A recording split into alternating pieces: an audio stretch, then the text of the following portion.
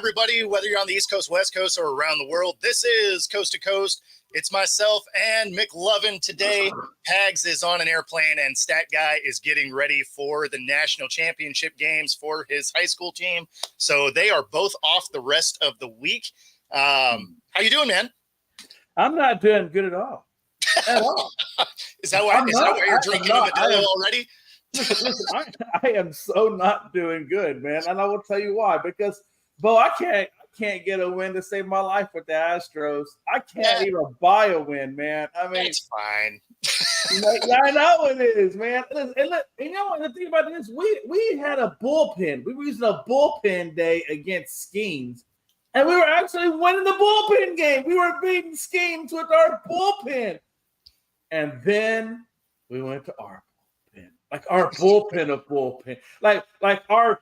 Supposed to be our creme de la creme of the bullpen, right? Abreu, Hader, Presley. I mean, these are the guys that are going to close it out. Your other bullpen's been carrying you the whole game. All you got to do is close it out, fellas. No. Didn't do it. No. And as a matter of fact, Logan, I almost called you Logan. As a matter of fact, they actually had a no-hitter given up.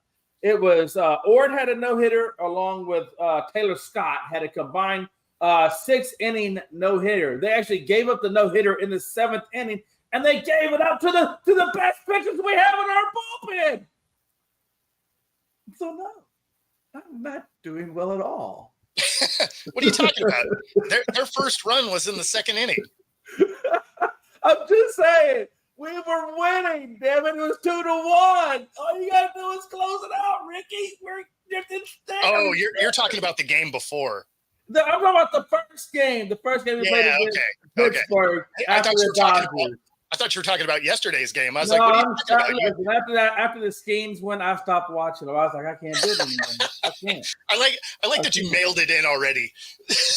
I can't do it anymore. You know what? Hey, listen, if I can't win a bullpen game because of my prolific closers, then I got a damn problem in this lifetime. If I got average at best, mid-level, middle of the rotation guys giving you a no-hitter, and you just want to stink up the joint, then fine, stink it up. But if you're going to stink it up, you stink it up good, and they sure did. Home run after home run after home run.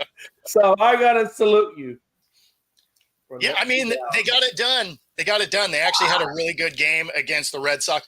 It makes me think that maybe that first game against the Red Sox, they were still thinking they were going to play the White Sox, and they weren't trying very hard yet, because getting just mashed for 14 runs in the first game was rough. It was rough. But, yesterday's game was, a little bit different. They win 10-6. But, yeah, that 14-7 was brutal. It was brutal. So the Mariners make some moves before the trade deadline, right?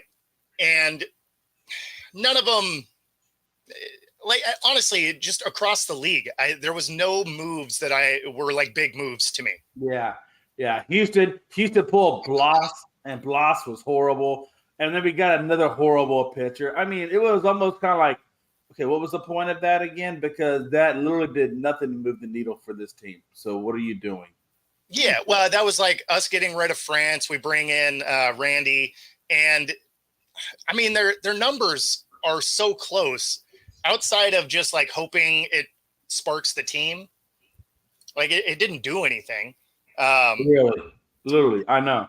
So I don't know. Like nobody wants our division, but I don't know, man. Maybe Seattle's gonna fully wake up and actually take the division, because right now it just seems like me and you are pussyfooting around with it. Texas is thinking about it. I mean, Texas is still floating around. Like if our two teams don't figure it out, the Rangers could come back anyway.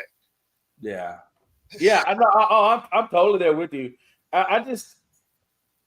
I really thought we were going to do something. At least get me a halfway good middle rotation guy or a good starting rotation. That would be the best. Just give me like a high 3 ERA guy. But go get Evaldi. Evaldi's sitting down there in Texas. They were shopping him a little bit. Go get Evaldi. No. Not going to do it.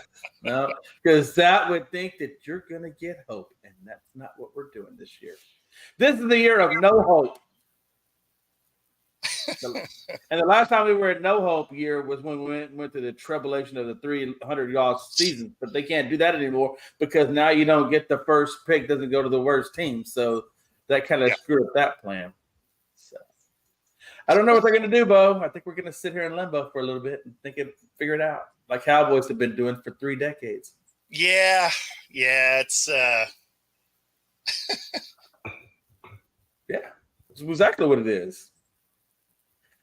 I'll tell you what, though, we don't talk a whole lot of college on here, but I'm excited for this year in college football. I'm excited about the SEC, Bo.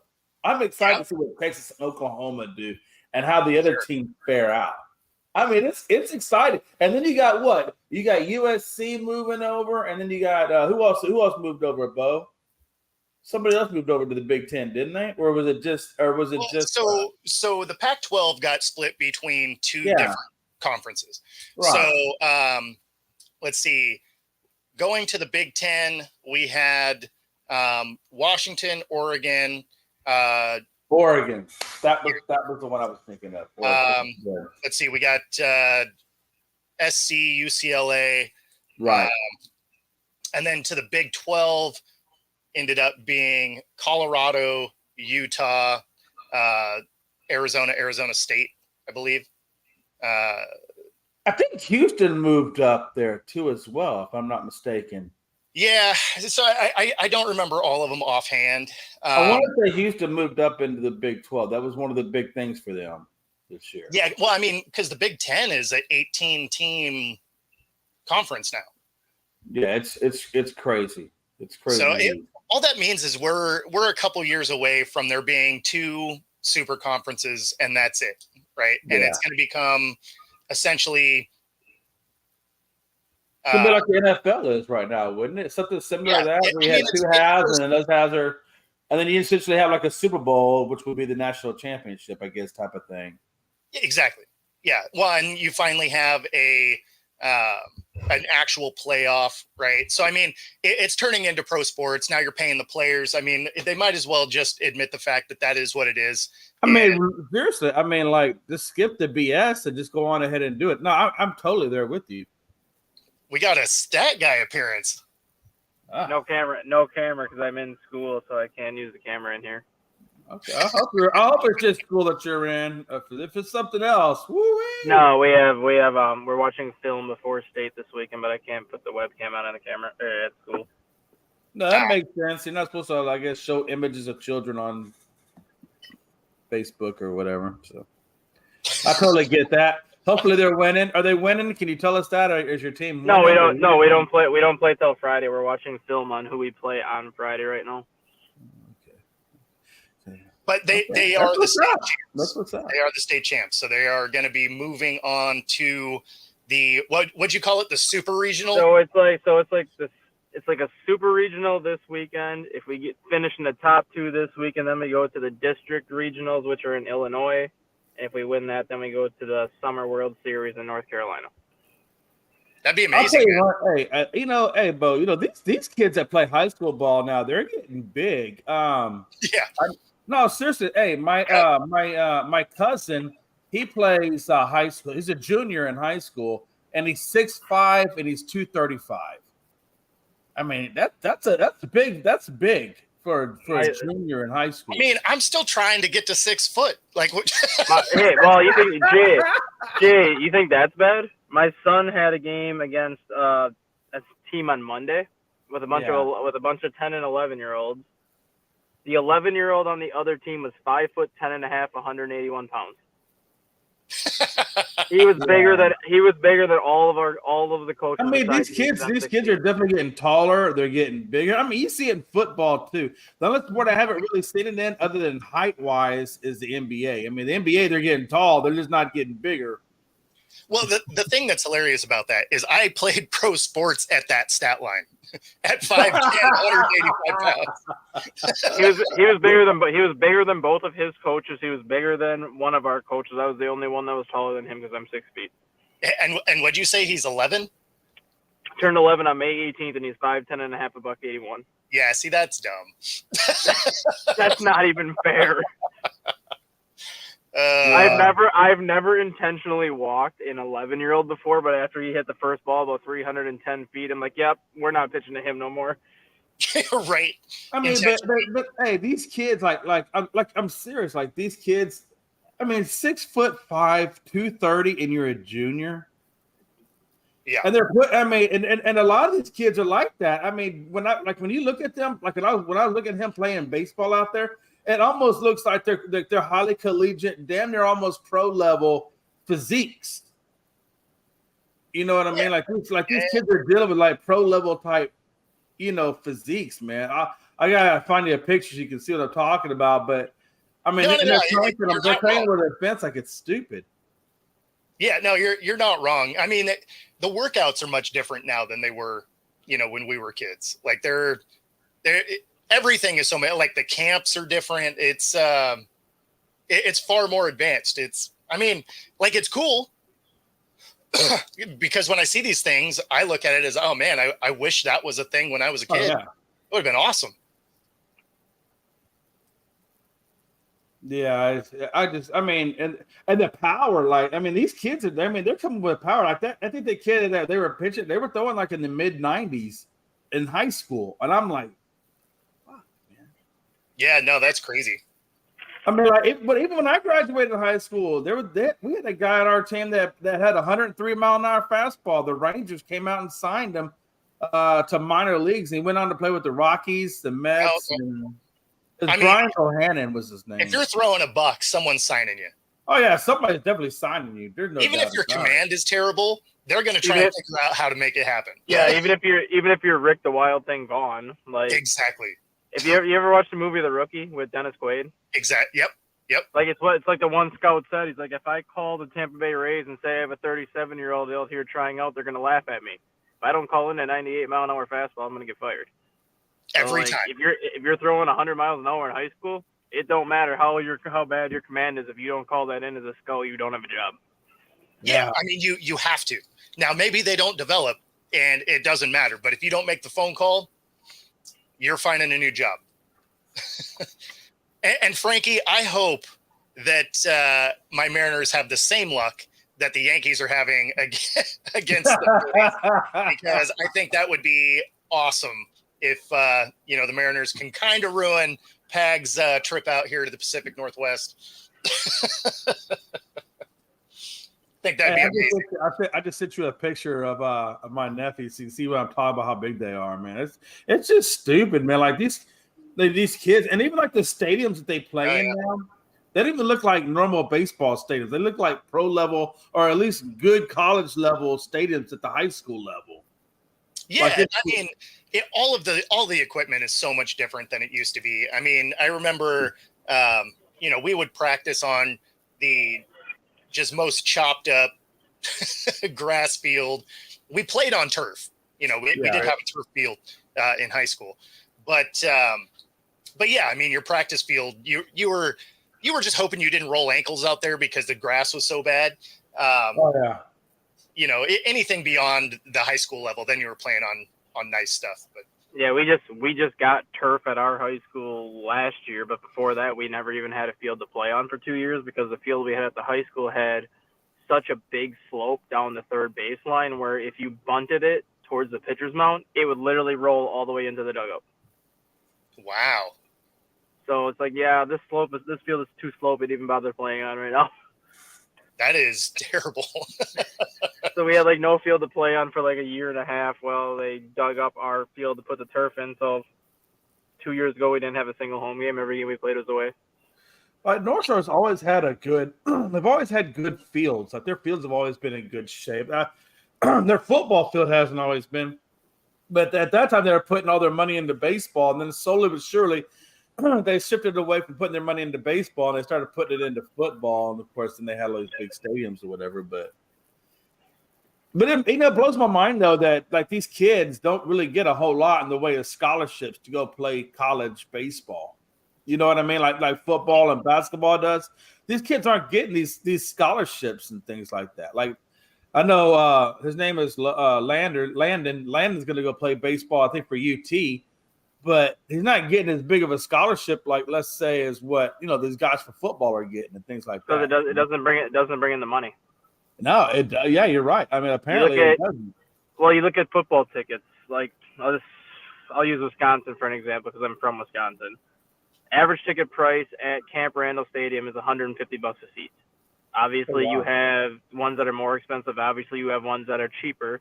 But if you're averaging $150 a seat times 83,000 seats, right, times 7-8 games a year, that's how much money football is making. Then you go to basketball. Average ticket price is roughly $100 a pop for basketball at 15,000 seats at about 20 home games. And then you got baseball, where most baseball stadiums in college are 3,000, maybe 4,000 people. Some are a little bit bigger, give or take. 90% of the colleges that are D1 schools, it's free admission to students to go to the games. So you're already losing money right there, because if you're a college kid going to these college baseball games, they don't have to pay. The only ones that have to pay are like the regular adults that just come watch the game, and most of the college baseball tickets are only $15 a piece. So it's not bringing in the kind of it's not bringing in the kind of money that football and basketball is. That's why baseball teams are only allowed to give out between 8 and 10 scholarships a year, because they don't have the money to support more. Yeah, because it's definitely you're right, because there's definitely not a lot of money there. Well, it is what it is. I mean, if the business isn't there, then they're not going to pay you, or it's not going to get paid. So, and the scholarships for baseball are not like basketball and football scholarships. Like football and basketball are full ride scholarships, where it's dorm, it's food, it's education, it's everything. Baseball scholarships are pretty much, they either pay for your education and you cover everything else, or they pay for your room and board and your food, and you still got to pay for your tuition. It's not like a full-blown, full ride like basketball and football are. Yeah. And that's that. I'll tell you, boy, when it comes to sports, it is dry as a bone as hell out there. No, it's not too bad. It's not too bad. DJ Moore signs a 4-year deal, $110 million, 82.6 guaranteed with the Bears. Richest contract in Bears history. Absolutely. So and he also made NFL history with that contract too. I don't know if you caught that. How's that? He will be the first player in NFL history to have the first 10 years of his career fully guaranteed. Oh yeah, I did see that. Yeah. I mean, which is crazy when you think about it, because how did Kirk Cousins not have that? Because he had his rookie deal, he was franchised twice, which is guaranteed money, and then his next 2 contracts were fully guaranteed. I don't know how that works. I think Kirk Cousins' rookie year, I don't know how that works. There was part of his original contract where he didn't get everything fully guaranteed his rookie year. Oh, okay. I was going to say, otherwise, he got a portion of it, but he didn't get like all of his base salary for whatever reason. But yeah, DJ Moore, his first 3 years in Carolina was fully guaranteed. Then he signed that first extension for 3 years fully guaranteed, and now he signed this 4-year extension fully guaranteed. Nice. Well, and I mean, having a rookie, really like DJ Moore to really buy in on him like that. I mean, well, they have a rookie quarterback, so you can do stuff. I mean, that is the nice thing when you have a quarterback that's on his rookie deal, is you can actually pay other people. Well, that's true. That's true. You are not lying. You are not lying. Mm-mm. So yeah, you have a rookie quarterback, you have a rookie wide receiver in Rome Odunze, who you don't got to worry about for 4 years. You have DeAndre Swift, who 3 years at $24 million is considered a bargain. Keenan Allen's got 1 year on his deal, and then who knows what's going to happen after that. But like all these contracts the Bears have, they already locked these guys up for the next foreseeable future. I mean, now they're going to actually do something with it, and which means they got to make a decision on Eberflus, because I don't think anybody of you guys think that that's really the right guy for him. No, I mean, he should have been fired last year, but I'm a little bit more on the fence about it, just because. Of course you are. No, because he was put into a tough. He was put into a tough situation when he got to Chicago. Yeah, like Eberflus was set up to fail his first year in Chicago. And for the most part, he did by going 3-14 and losing the final 10 games of the season that year. But at one point, they were 3-4.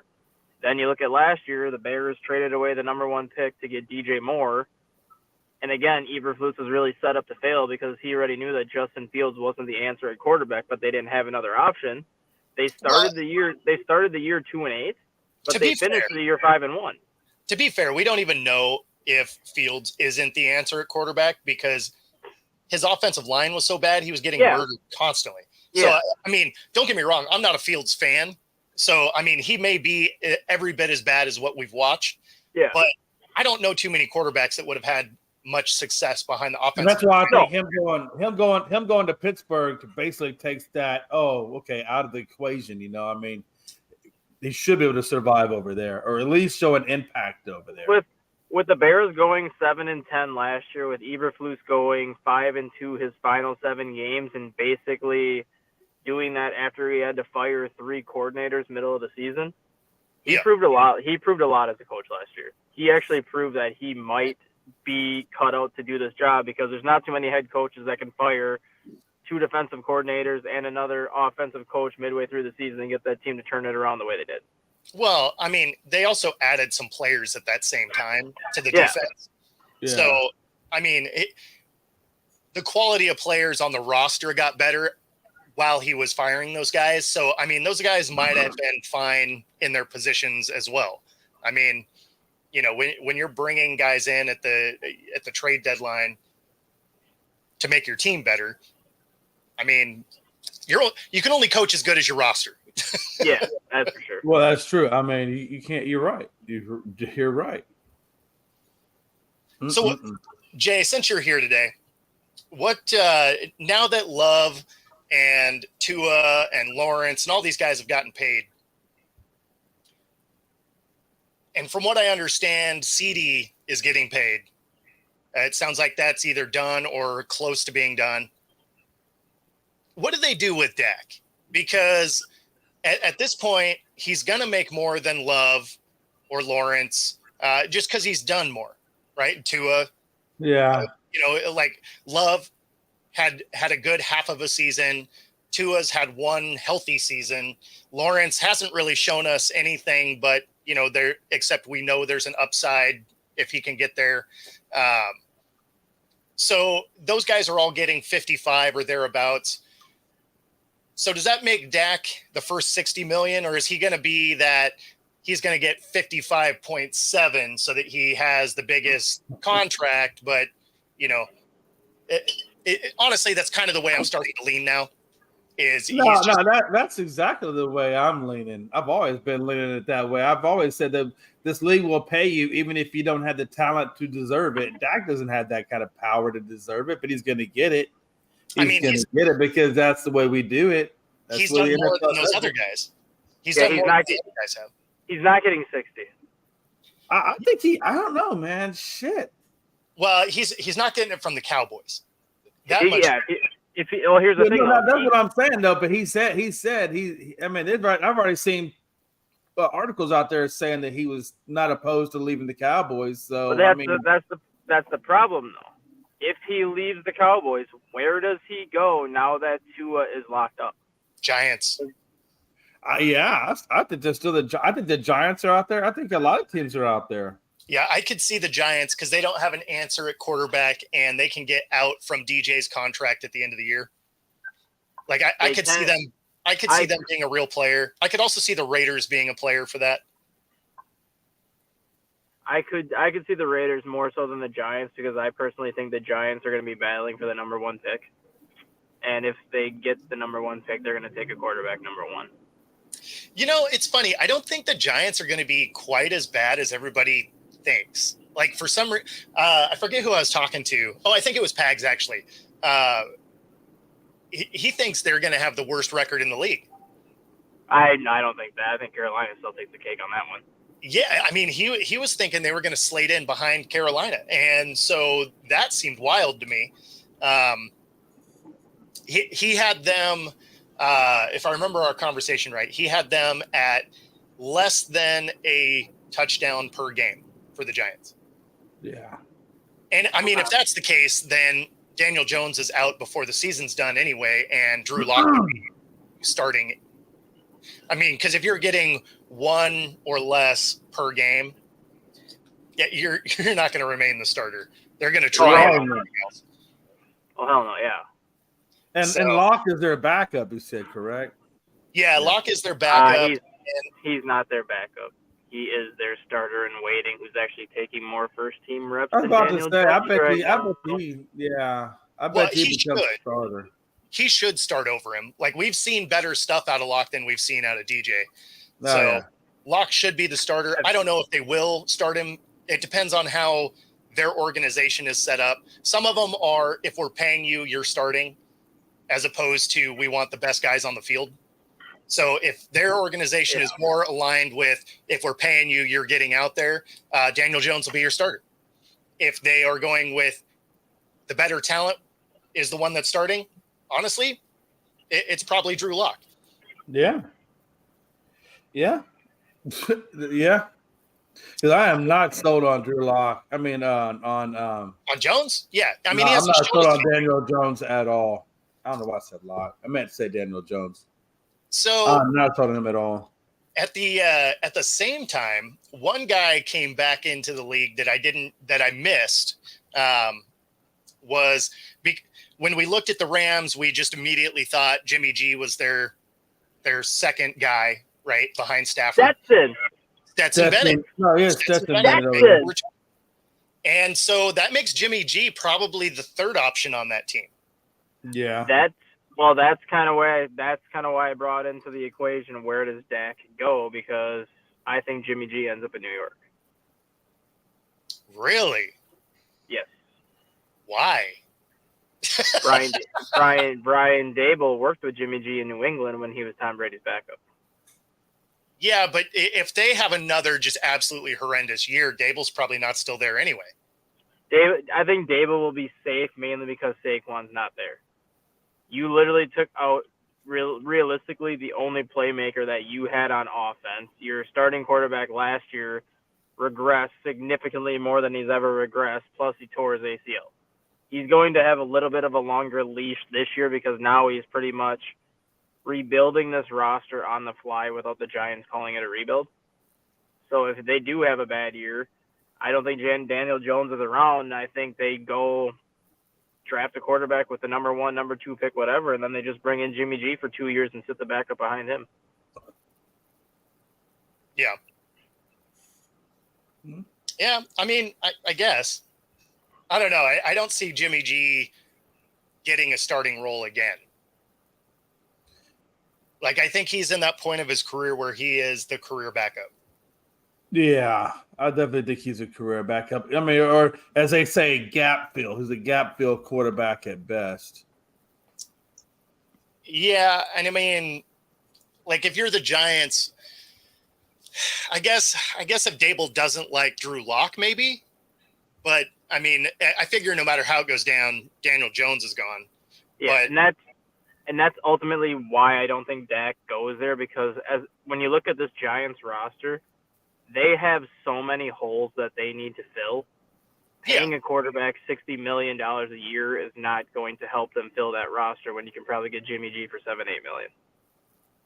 You know, I guess that depends on what it is they can do through the course of this year. Like, if they can offload some people, get some extra draft picks, and, you know, because you can build your team two ways, right? You either have a rookie quarterback and you can pay receivers and running backs and, you know, defensive players, or you go the other route where you have your star quarterback and then you have to have a lot of draft picks to fill in around them. And I mean, I could see the Giants going that route. The Giants are going to be interesting, and not really in a good way, but like, they're going to be interesting because they're kind of a dumpster fire, and what it is they do moving forward. Like, who knows? And like, there's a lot they can do because that team just isn't that great.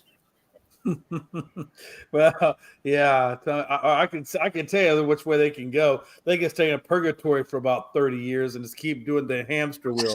That's where they can go. I speak from the silent majority of teams that are built like that. I think they would take 3 12-5 seasons in a row. Like, I think they would actually be happy with that. I think Instead he'd be happy with making the play. I think he would be happy with making the playoffs maybe once more than a decade. No, that's what I'm saying, right? Like, I mean, at least you're getting to the dance. It's one of the things I always find funny when people are like, "Oh yeah, they need to just tank and whatever," and they like to have their teams do these spikes where they're into the playoffs and then they're just terrible for a decade. I want to be in the dance every year, right? Now, are you winning rings all the time? No, but you know how you have a chance at winning a ring is getting in the By playoffs. being good. Because I understand. I get it. That 4-win season doesn't get you there. No. You know how else you have a chance to win a ring? What's that? I said, do you know how else you have a chance to win a ring? By not playing for the Vikings or the Cowboys. Well, I mean, there is that. Or the Bills, right? Yeah. Oh, God, that's horrible. Yeah, I don't know. The other team I'm looking forward to seeing is the Jets, which is a weird thing to say. But I'm looking forward to it because it's going to go one of two ways. Either Rodgers is going to be decent and that defense will help carry him, or they're going to be just horrendously bad.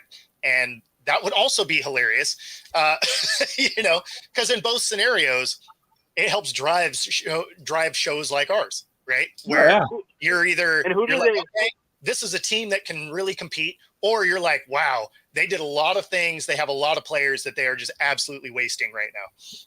And who did they just sign too? And who did they just sign to be the backup now too? Because they said Jordan Travis will probably be on season-ending IR. Oh, did they already sign somebody? They signed somebody, I thought, over the weekend to be the backup because everyone thinks that Jordan Travis is on season-ending IR. Let me see.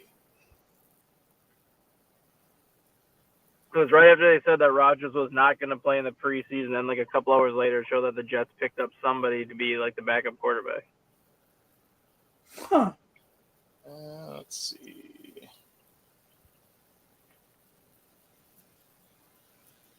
Yeah, because they cleared out their whole quarterback room. They must feel really good about it because it's not even in the main.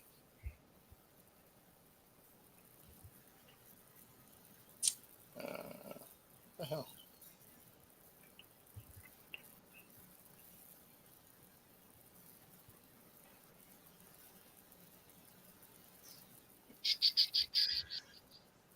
Yeah, they got Tyrod Taylor behind Aaron Rodgers.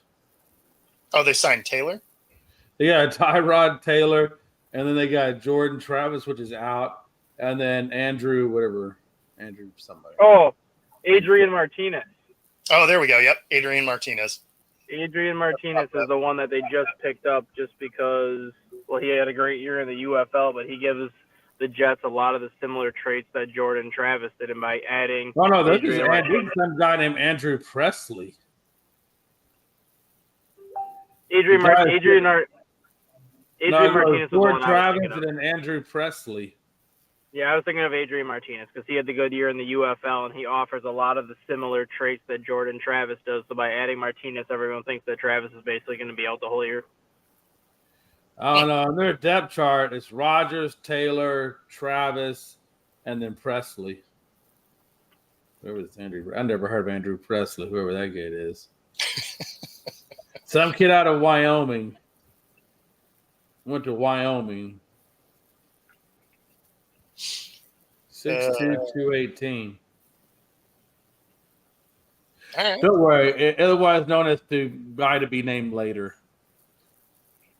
Yeah, I mean, it's one of those with the amount of injuries that happened last year. All these teams are going to carry three quarterbacks. Yeah. Unless you're the Vikings, you carry 6. Or the Cowboys that carries 1 because that's all you can afford. Maybe 1 and a punter who can play quarterback because he did it in like high school. Minnesota's got to carry 6.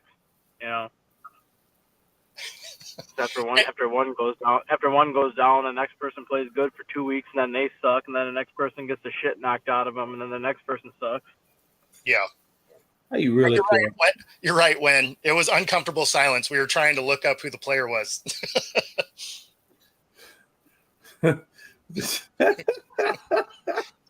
Plus, we're secretly trying to figure out how many Modelo's Jay has already had today. What a time! No, we're seeing realize that Trey Lance is still with the Cowboys, and Cooper Rush is still wondering why he's in third on the depth chart. He's in third on the depth chart behind Lance. Yeah, that makes absolutely no sense. 0, and that's why he's over there wondering, man, if there was a transfer portal. Well, this is the final year of his contract anyway, right?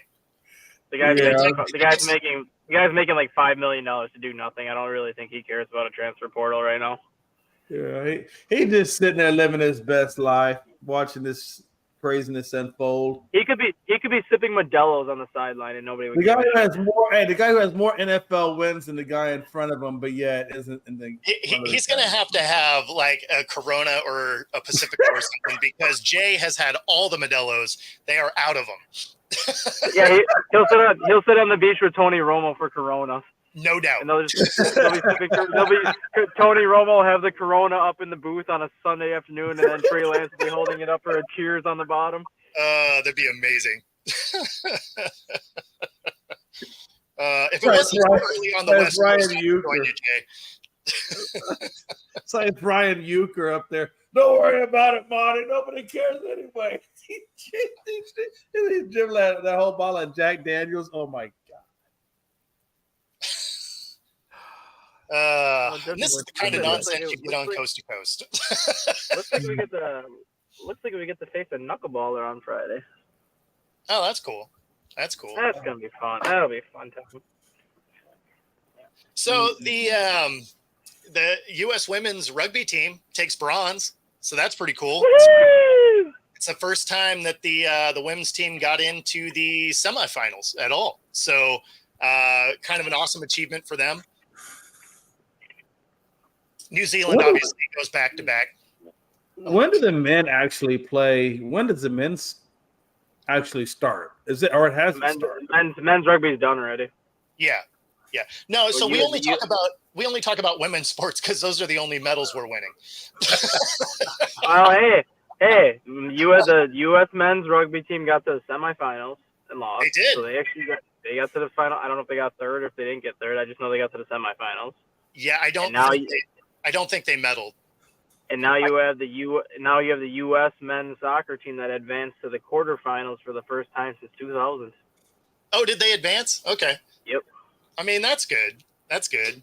Our men's, it was the 100 freestyle relay. They won gold in that. If we're talking men's sports, obviously the gymnastics team goes back and wins another gold, so that's awesome. That gets Simone as the most decorated gymnast, passing Shannon Miller. So kind of cool. And then you had the women's basketball team who struggled with Germany the other day. Yeah. Well, how are the? I've not been keeping up with the men. How is the men's basketball doing? You said they haven't started yet. No, they've had one. They've had one game, I think. Yeah. They played South Sudan again, and this time they actually handled them pretty easily.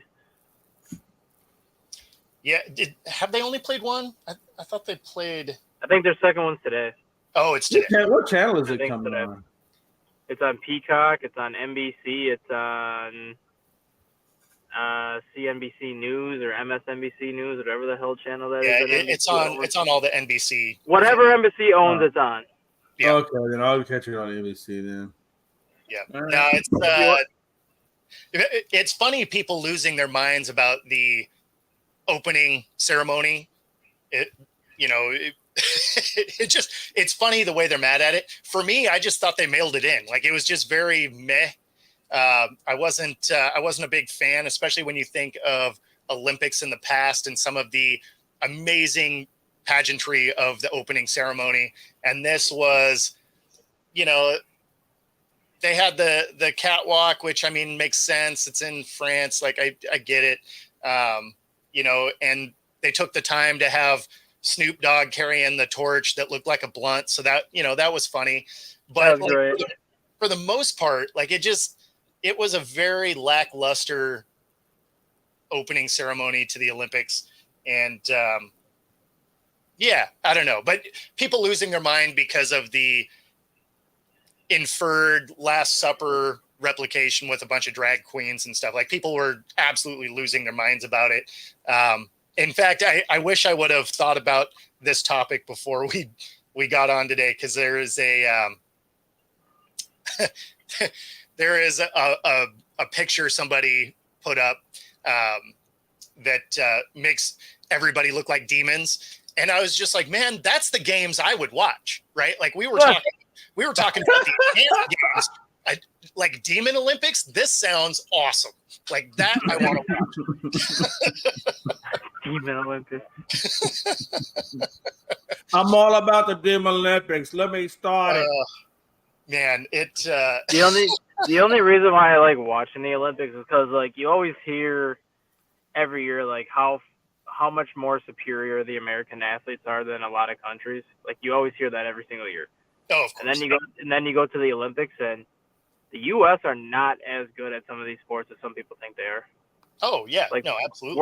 The world has caught up to us in a big way athletically, and I don't think people ever realize that until they actually watch the Olympics and see like how many teams are beating us now in the medal counts, like Winter Olympics, Summer Olympics, everything.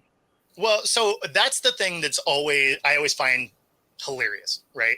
Is if we're leading in gold medals, then that's what we talk about. We're like, oh yeah, we're leading in the gold medals. But if we're not, like we currently aren't,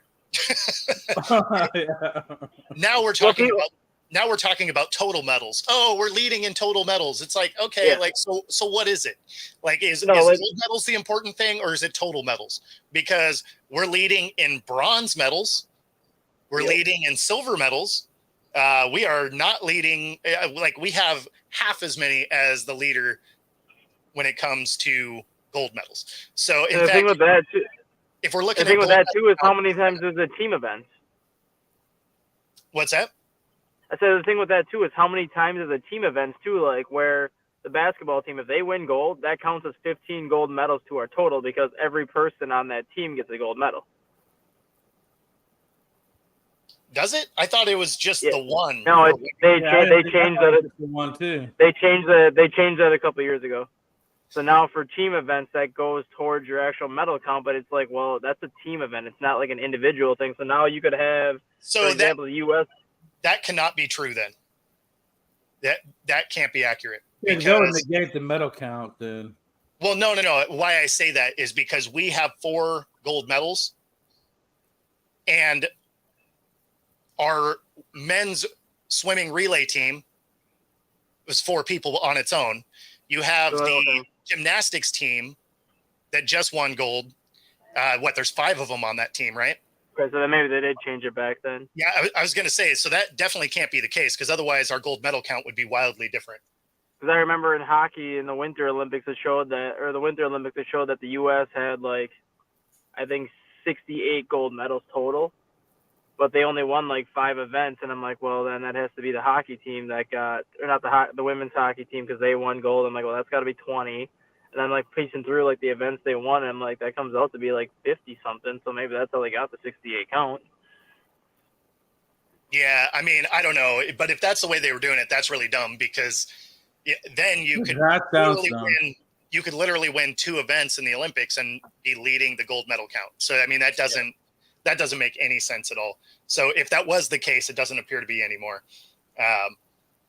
Yeah, when like the medal count stuff is weird, and it's because why I find it weird is they only pick whatever we're doing well, right? If we're like, oh, we're leading in total medals. It's like, okay, well, that didn't matter last time because we were leading in gold last time, or it's just kind of, I don't know,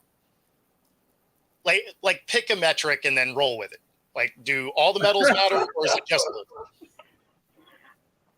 Well, I mean, I think they both matter for different reasons, but I don't know if one should matter over the other. I mean, I feel like golds matter the most, right? Because I mean, it should, right? Because that's the one you won the most, not one that you came in secondary place. That's right. Almost made it.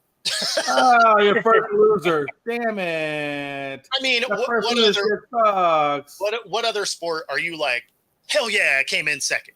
I mean, Yes. I mean, I guess the only time that I can think of like what you just said, like what other sport does it matter where you came in second, was when Usain Bolt was running, because you knew going into that you were not going to beat him.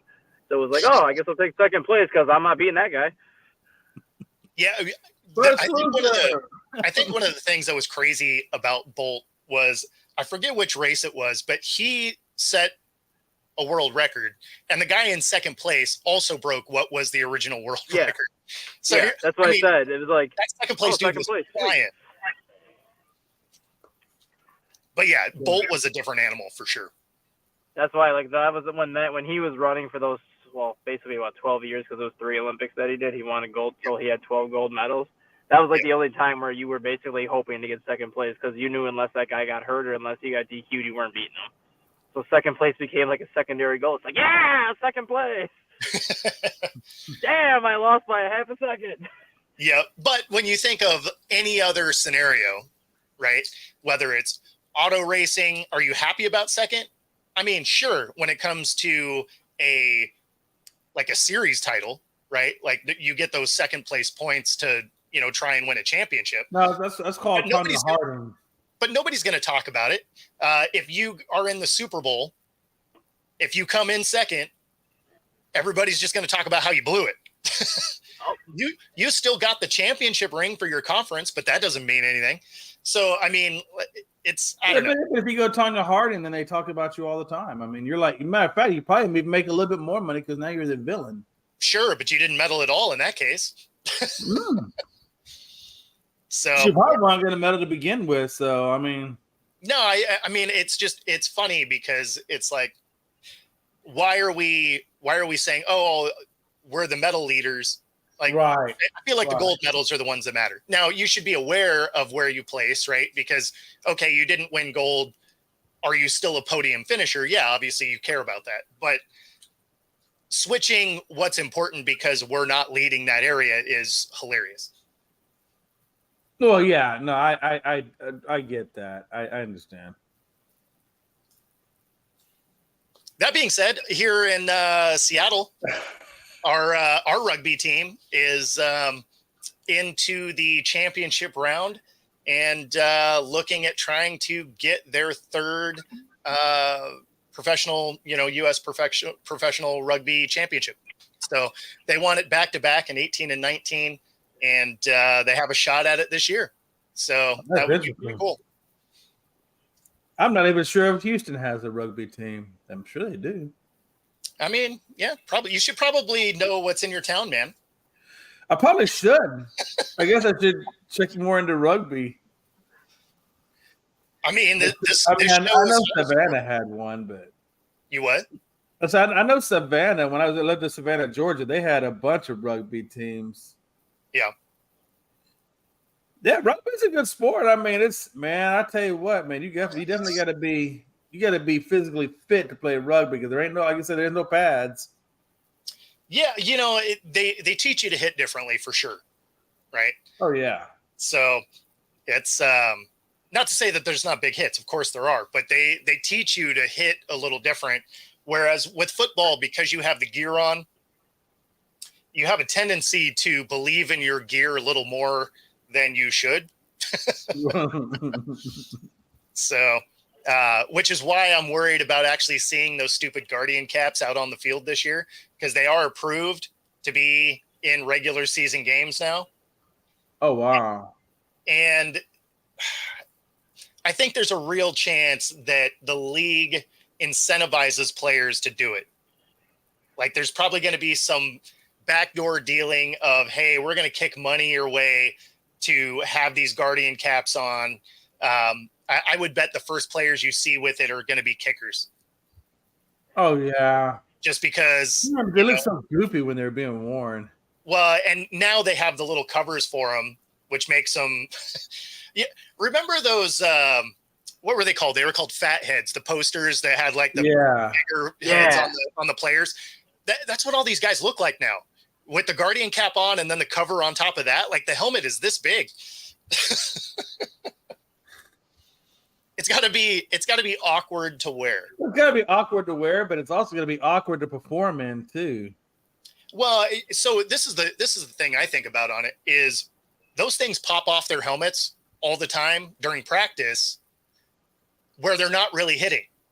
Right. What do you think is going to happen in real time? Like you're going to end up delaying the game a ton just because you're going to go back and have to pick up Guardian caps and try and get them back on. And what you're going to have to sub guys out if it breaks a string that holds it together. It's just, I don't know. I'm not a fan. You're playing a dangerous sport. You're playing a dangerous sport. It's not like you get to the pro level and you're like, oh my God, we hit each other. You've been playing this since Pee Wee. You know what this is. Yeah, I definitely agree with what you're saying. And that's why I said I just don't know if it's a good idea either. I think it could be almost a hindrance to them more than a help. Well, I mean, obviously they're doing it in the vein of this is going to be, safer in theory. These are the same guys that won't wear knee pads that are wide receivers because it slows them down. I mean, come on, what are we talking? I mean, you might as well. A wide receiver barely has anything on at all. I mean, let's just be honest. I mean, what do they really have in those leg pads? I mean, nothing. Nothing, but at the same time, they ain't really trying to hit anybody either. What? Like, we can count the number of receivers that actually want to engage in a block on one hand. Yeah, probably set that with cornerbacks too. No, cornerbacks usually have at least something there because they end up having to go up and try and tackle like running backs and stuff. But yeah, receivers, you're not even really allowed to hit them anymore. So like if you're going across the middle, it's not like you get to go clean this guy up. Like you go blow him up. You get a 15-yard penalty, defenseless receiver. Like you basically have to let them catch the ball. So yeah, you do. They don't get the hits that they used to get, which is why they don't wear a lot of the leg pads because the only hit they're going to get is after the fact, typically, or it's going to be downfield where you're not going to get that leg hit anyway, because they're going to be either trying to wrap up the ankles as you're running away, or they're going to be close enough that they're trying for the ball. So a lot of the big hits have been removed. So them not having leg pads doesn't really matter. But okay. But I mean, out there no damn knee pads. But okay. As a corner, I always had them, but that's because we still got to hit people. I think about back when I played. I mean, we hit people. Yeah. Man, well, yeah, you didn't go out there without having pads on.